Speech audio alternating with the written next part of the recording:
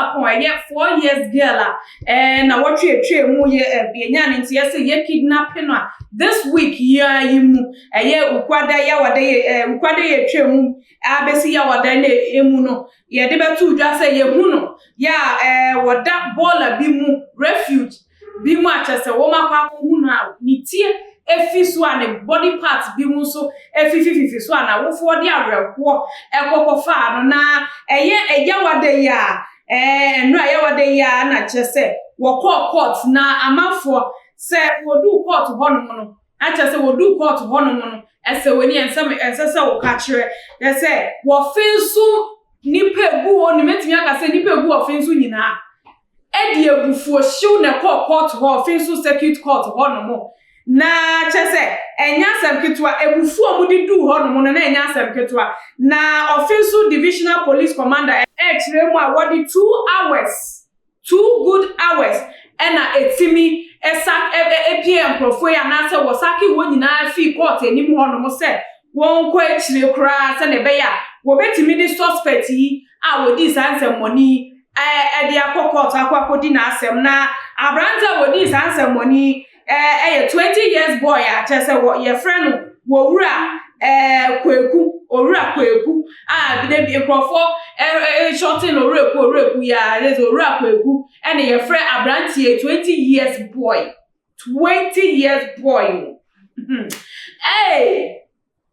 hina wodi sika akọ yo yentu aswe ya asemo hey Ghana yo na chese wo finsu for ye chiremu wo finsu for buafu papa sanse enye no nko ani ade esi wo na makola yiso ekumu yiso eni ni kidnapping yiso di crimes bebra esi wo finsu a chese eyi ni timpie ye no ni nyina na so be yi ni timpie enu na ede ebufu hyew na ba offensive for resident for ni nyina so a wo de ebufu di du court ho no mo se esesenka wo jai abrantie ne ma omo na nka omo ye abrantie ne de omo person se wo mu di bone wo ewie mu ho no ma wo mu nti ase de eti omo ye saa wo mu nim de omo de kodie poti a wo mu ji wo wiase enti a wo mu tete nkrofo akoma wo ewie mu ho no mu wo hwe won yonkufu enim pa na wo di won bone nti nka yenya abrantie no ema wo na wonya no ne awope wo wi a ho ahye no na so emra ema ho kwan saa enu nti no ye papa wonji bomodian ne na n'adwumayefo ne nkrofo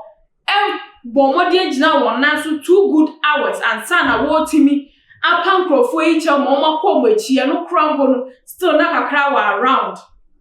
enti na busua Benedict asem a esi ye nyame adom ne honhom ye de nti wa bomodian boa ama yetimi ache suspect ya wodi sansem money kwekwi wowura kwekwi ya bomodian ya sa aka na ye de nakọ wo finsu circuit court enne day no wo ma bomodian ama no another appointment say won fa ne nkotri aban kukumu kakra na won rearrange date no for another court in Semu I just said date na akwakosi 9th June 2021 and e be side abrante FPF aban kukumu e de na ba court bio aba bedi na asem na won kire ye rekodie poti a woji wo wiase and the entia wo timinya kukudro ebefa wo biba innocent girl 4 years etimi ko chanity kukudro wo nya ye wo hwa akola na nimu di chanity fi so any the other part of body ya wo timi yiyi fi mu no eno ene duru ha wo betimi abeyi na no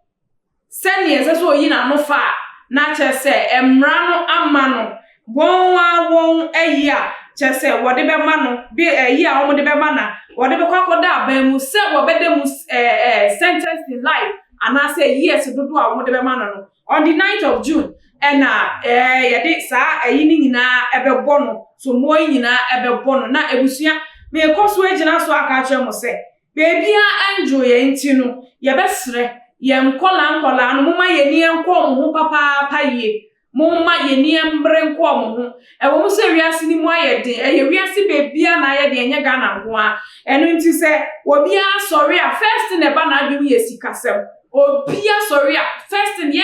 ye no kra ye nwo da kra ye sorry a ye first ne ba ya adwum eye sika na nkanto wona aware awo ana wona awo eto aduane mo ho to ntade mo ho ne omma first no sorry e ba ne tim eye sika nti na adwena ye hye nti wo sorry a enkola ne kra no ne ehia so bodware omo so mbeko school na so omo nko school omama kwan yi onya se bodware no ne nam no odi agro saa na obi wo ha ne na adwe kura fisu kra se ne ba ene na mabonti edi agro yesre nkrofo bi num se ye omo di saa enyina mrasema na